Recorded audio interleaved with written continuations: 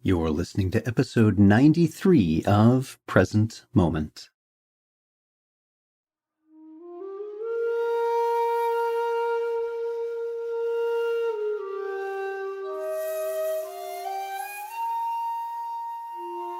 Welcome to Present Moment, Mindfulness, Practice, and Science. I'm Ted Meissner. Present Moment is a podcast with interviews, conversations, and roundtable discussions. We speak with mindfulness teachers about their newest findings published in peer-reviewed science journals, teachers about their understanding and methods as they work with students of mindfulness, authors about their books and interests, and we also speak with everyday practitioners. The website presentmomentmindfulness.com has show notes for each episode along with resource materials. Senior MBSR teacher Elana Rosenbaum joins us to speak about teaching mindfulness and her new book, The Heart of Mindfulness-Based Stress Reduction, an MBSR guide for clinicians and clients.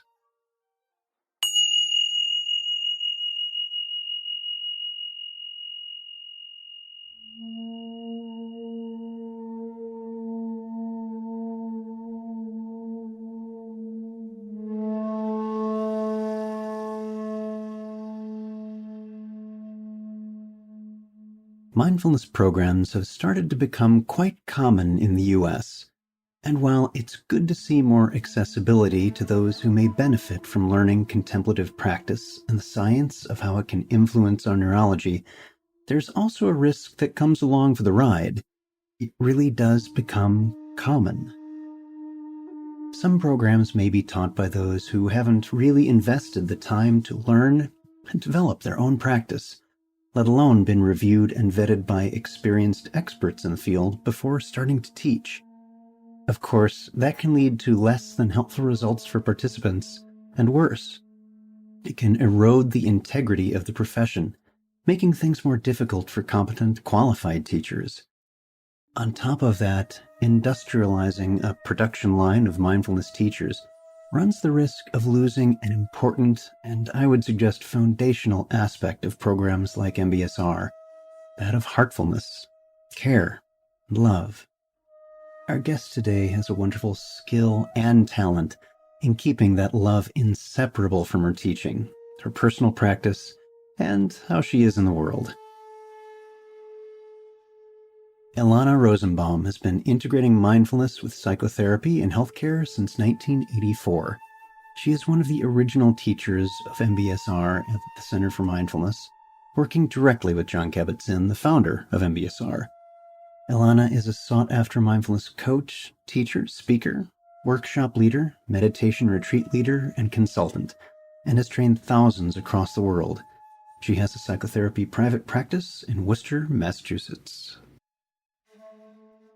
Our guest today is Elana Rosenbaum. Elana, welcome to the podcast. Thank you for having me. So glad to be speaking with you. And for those of you who are listening, you may notice a slightly different quality in sound, and that's because I have the great delight to be sitting with Elana in person in her home. So thank you so much for having me here. It's my delight. So let's get started by having you tell us about your background. I have to pause when you ask that question. My background. What would you like to know about my background? Well, since we're doing this for present moment mindfulness, let's focus on mindfulness. How did that first enter your life? I think I have to begin with a desire to be less neurotic, an acknowledgement of habits and conditioning that were not always a conscious part of me, and often to my disadvantage, that didn't allow for growth and freedom and fruition. And there's a part of me that's always been quite stubborn and believed that things could be better. And so when I learned about mindfulness, and I will describe how that happened, it was like, it really felt like a home to me. And in a way, the clouds parted and I was able to experience the mind more as a sky and at the same time feel my feet on the earth. And I just continue to feel grateful at its unfolding, a bit like the river. So how did I begin? Well, I've been a psychotherapist. Actually, I started as a teacher with young children. And I loved working with the children and their parents. I did not like being a disciplinarian or having the children line up for the bathroom. And then I grew up originally in the New York area, and I moved to Seattle and actually got a graduate degree. I'd gotten a graduate degree in teaching the, quote, disadvantaged. This was the 60s. No, you don't politically incorrect these days, but a wonderful program, really wonderful, very diverse, very idealistic, quite special. And the reality, of course, of the public school system in New York was quite different. But I've always felt connected to being with people and doing what I could to help them flourish, starting with myself, but also bringing it outward to others. And so when I moved to Seattle, I was a teacher. And again, it was just not a good fit for me. I'm shaking my head here. You can't see me for those of you who are listening, because I'm remembering what it was like to be in a system that I felt was very narrow and not respectful of differences. Mm-hmm. And then in Washington State, I was able to go to graduate school in social work for very little money, which was just a blessing. And so I went back to school and got a second master's in social work, clinical social work, and I've loved it. And to me, and I'm saying this because for me, mindfulness is a part of psychotherapy as well as meditation and mindfulness-based stress reduction. And so I've always been able to combine that desire for growth and learning using more than one model. And I say this because to me, mindfulness is a living process. And truly what got me to really practice was Larry Rosenberg, my first teacher. He was a good friend of John Kabat-Zinn. And when I was back on the East Coast and working as a psychotherapist at a large HMO, I was depressed. I was in my late 30s. I had gotten divorced. I wasn't married. I was feeling sorry for myself. But down the road, there was someone who did yoga at lunchtime. Yoga person was John Kabat-Zinn. And I'd go back to my little office after doing yoga, and I had more energy. And then another day at lunchtime also was meditation. And again, I'd go to the meditation group, and that was Larry Rosenberg. And again, I'd return and have more energy. Well, Larry needed a ride to Worcester, where the classes were, where the medical school was, where I was working as a therapist. And Larry would sort of sing to me, like, you can't always get what you want. I didn't like that, but he said it with such good cheer. I sort of listened. Mm-hmm. And then one day, I was coming home from work, not with Larry, but coming home from work, and I saw Larry in Harvard Square with another meditation teacher. And, I said, hi. And he looks at me and he says, hi, how are you? And I said, okay. And I said, and how are you? And he looks at me and he says, happy. Happy. And that hooks me. Mm-hmm. I thought, I like to be happy too. And I see it's possible. And to me, enlightenment is not an abstract kind of thing that you have to just sit on the cushion for. It means living your life fully. And it means living it with authenticity, honestly. And I'm thinking of the Eightfold Path. It involves right livelihood, right speech, all the different rights, which can be translated in different ways, and morals that are important.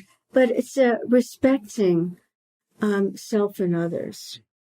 And what happened was, this was early 80s, and John was just beginning what was then called the stress reduction clinic, stress reduction program, because he didn't want us to be considered hippies. And so it wasn't known as mindfulness until later. And one of his teachers had just been there for 6 months and decided it wasn't for her. And he needed another teacher. And so Larry said to John, because I'd been meditating by this point for a couple of years, which now we realize is just the beginning. Just the start. But who knew back then? Right. But I was really dedicated. And so Larry says, why don't you hire Elana? And that was the beginning. And this doesn't happen anymore, but I was just very, very fortunate, very fortunate.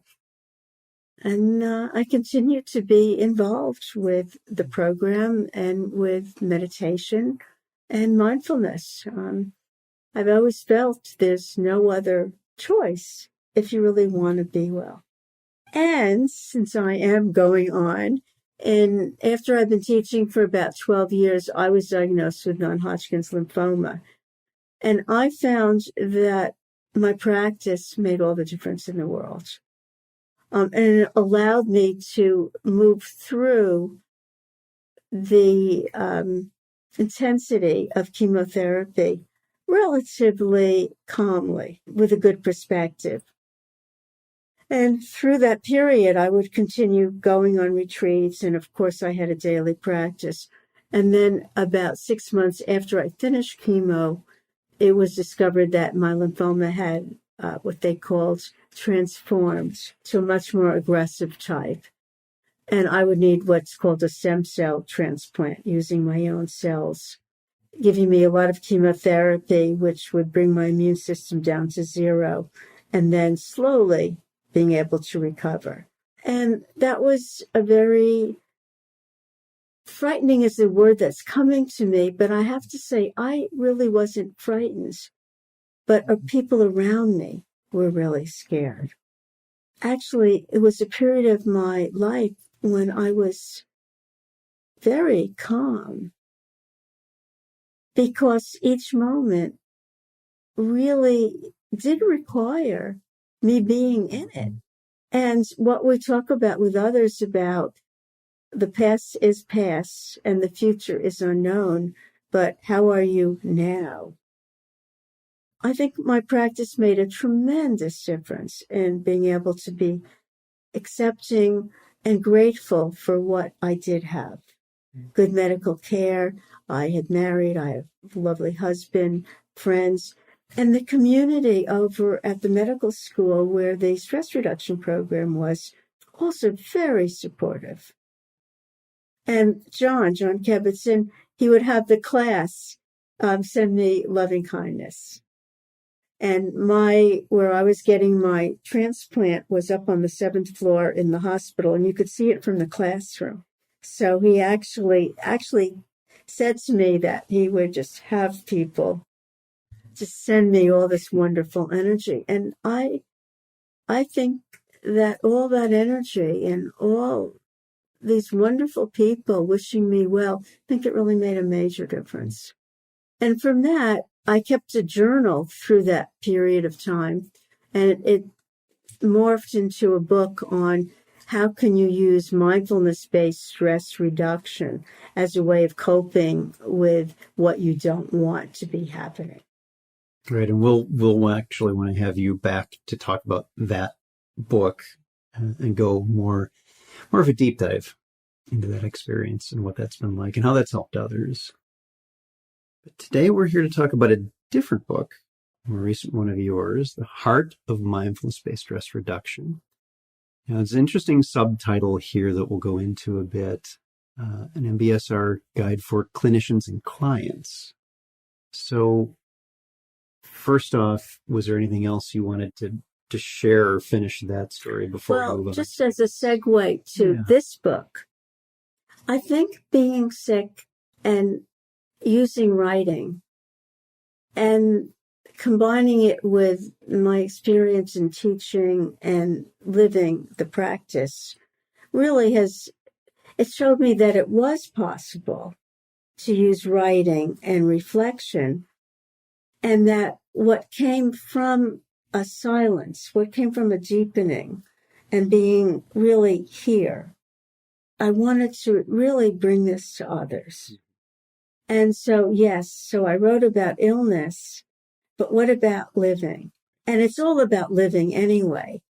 And to me, I'm concerned, since I've started teaching mindfulness-based stress reduction right almost at its inception, and mindfulness now has become so popular, I'm really concerned that it not be misused, that it not be considered a technique. It really cannot be manualized, but it's very alive. It's recreated every moment, and it's something to really bring heart to. So it's heart and mind, and they're the title, the heart of mindfulness-based stress reduction. What is it really about, and can it be conveyed with words? And what would make a workbook really useful for people? There's an interesting duality in the book that you have. It's got the MBSR program in it, and added to that is this perspective of the teacher clinician who's giving the program, and you're targeting them as well, in addition to the participants that would be as part of their program. I'm wondering what it was like, that writing process to the participant teachers so comprehensively, because you've got this richness of both sides in there. What was that like? Difficult. Very difficult. I have too much information. I find I don't know what I know. So it was really useful to actually sit down and think about it. And lucky me, I had taught an 8-week class just maybe a year before I actually wrote the book. And fortunately, the center is now recording many classes. So I actually was able to look at some of my teaching, and it was very humbling. I also taught a seminar about what I was doing, and people would say, "Why did you do that?" And I did the seminar twice. So I learned, how interesting to look at what we just do intuitively, and then be able to step back and ask, what is this really about? But the workbook itself, writing this book, was challenging because, I have to keep asking, what's really important here? What do I really want to convey? And those two parts of me, those two hats, and the therapist part of me too. I mean, I don't see how teaching and also being a client or a patient, however you name it, are separate. Right. Because it really goes together. So I have reflections, and the reflections are ones that I personally will do, as well as ask others to do. And I think part of the problem these days is that there is duality, that we do think that we know, and whoever we're working with doesn't know as much. Well, we know some things, and of course there's a certain skill set, and having years of practice does make a difference. Mm-hmm. But if anything, I think it's helped me see our common humanity even more. And I do want to learn from others, and I do believe that everyone can be more fulfilled and live with greater ease and a sense of more balance, so that when things happen that are difficult and challenging, it's possible to meet them. What I found interesting in looking at the book is that it's not a textbook. No. Typically, when I see the title for clinicians, in the title, that then it's thick. It's a bludgeoning instrument. It weighs so much, and the print is very small. And it's really something that, I kind of look forward to and dread at the same time, cracking the spine on that. This isn't. This is a workbook that, despite it being also for clinicians and teachers, this is very approachable to them on a human level. And one of the ways in which that shows up is you include the stop guidance in several places, as well as text instructions to put the book down. Right. And you really make it alive that way. And in fact, the stop practices that you have, those little encapsulated moments, are in a heart. Yes. Which was wonderful to see, and especially knowing you, that was a wonderful feeling for me in seeing that. I was wondering why it was so important for you to include that scattered throughout the book, that reminder to put down the book. Because I think everyone can do it. And it's important to pause. So much of what we're teaching and learning is to notice when we're caught in old patterns that may not make sense. And that pause is very rich and ubiquitous, really, because you pause to look at beauty. You pause to experience gratitude. You can't just rush blindly and not see or feel what's here. And that requires you pause to take the time to watch your mind, to connect to others, to connect to yourself, to feel your body. You have to pause. And I would hope that mindfulness is really experienced in a very organic way. And so I couldn't just do a workbook that was all mind. I needed to put in, okay, folks, let's just pause for a moment. Let's digest what's happening now. And can you pause without judgment? Can you pause and be discerning, but not self-critical? Can you simply be curious?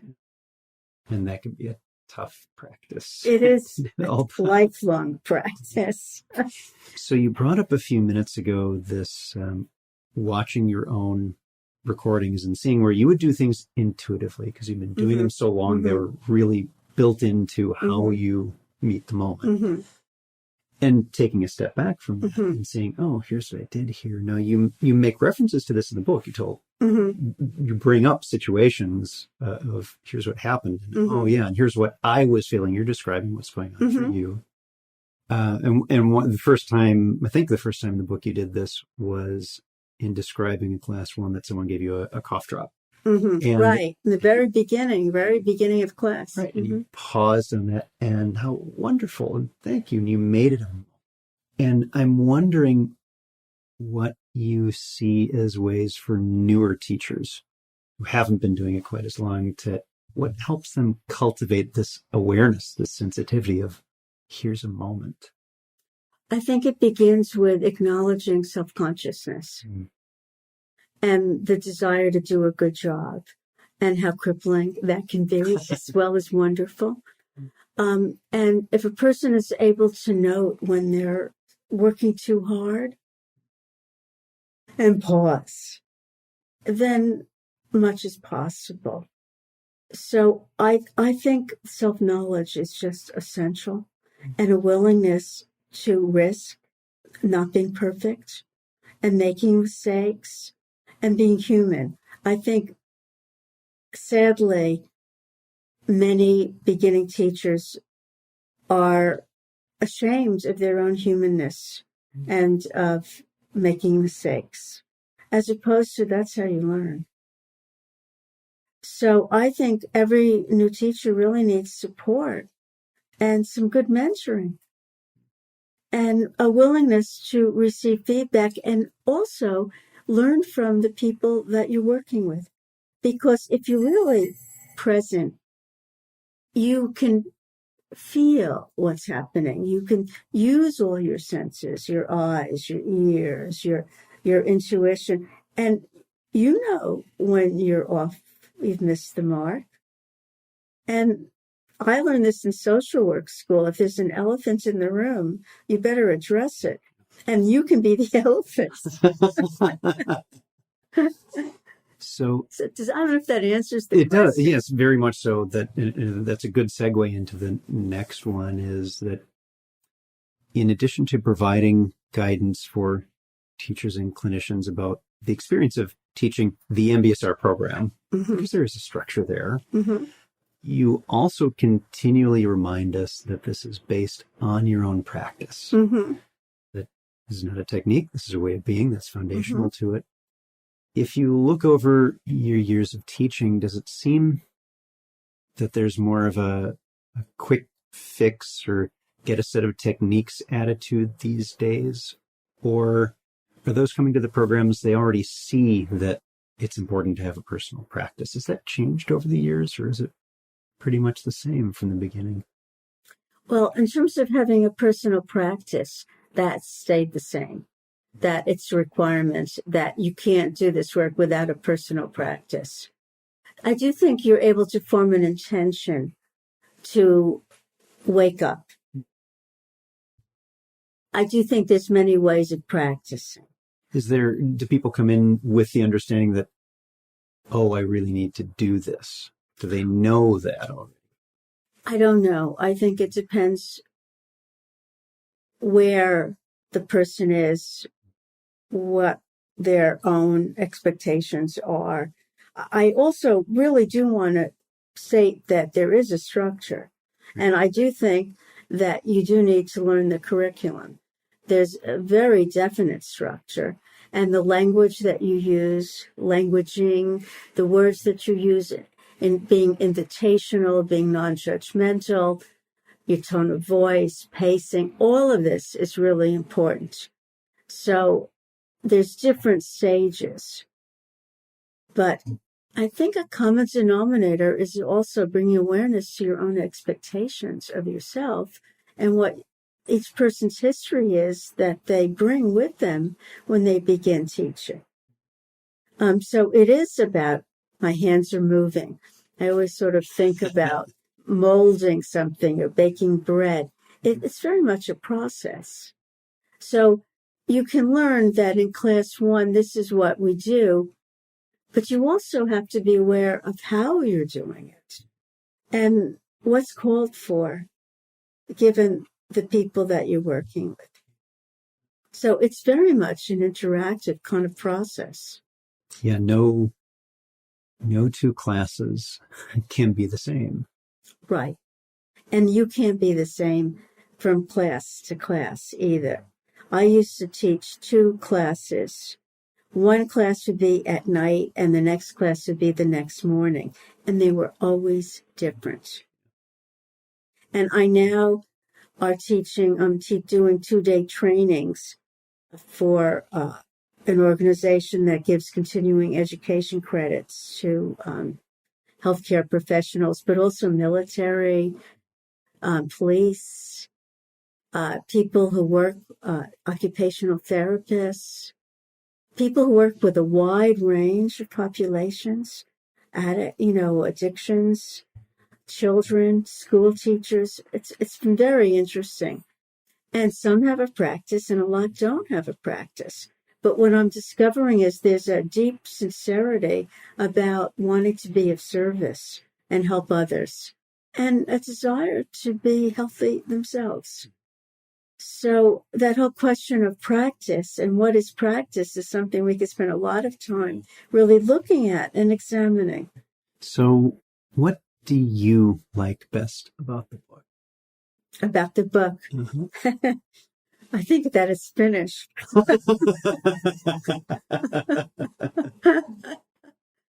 I like the cover a lot. It is. I love the sky. I think it is sincere. I did do it from the heart. I do feel it reflects my voice. I like that it's not overly complicated. I like to think it can help both clients and clinicians, and that there is a sense of oneness here, and that it can be encouraging to people to just do it, to just be mindful and discover for themselves what is my intention, what is important to me, and how am I living my life now. So it's my throwing that pebble in the water and hoping that there can be some positive ripples. And I feel it's a certain responsibility that I have as well. So when I was asked to write it, I said yes. Would I have done it if I hadn't been asked to do it? I don't know. Because it's a big topic. What is it? Mindfulness-based stress reduction. How do we live our lives? And you brought in that heart warmth to what's in here. And what I particularly like about it is that it does not have the clinical dryness that it might otherwise have. It had been more of a textbook for clinicians, as we might typically think of them. It's not that. It's also touching into their humanity, to their need to see themselves, to practice, to be vulnerable, and all the rest. And skilled, and also become familiar with what is the curriculum. But the curriculum isn't really meant to be dry. Is there anything else you want to share with the listeners? Probably, but I won't. Tune in. Tune in, because we'll be coming back. But thank you very much for having me, for being with me. And I feel deep gratitude and joy in getting to know you. Thank you. And being able to share this with others. So thank you very much.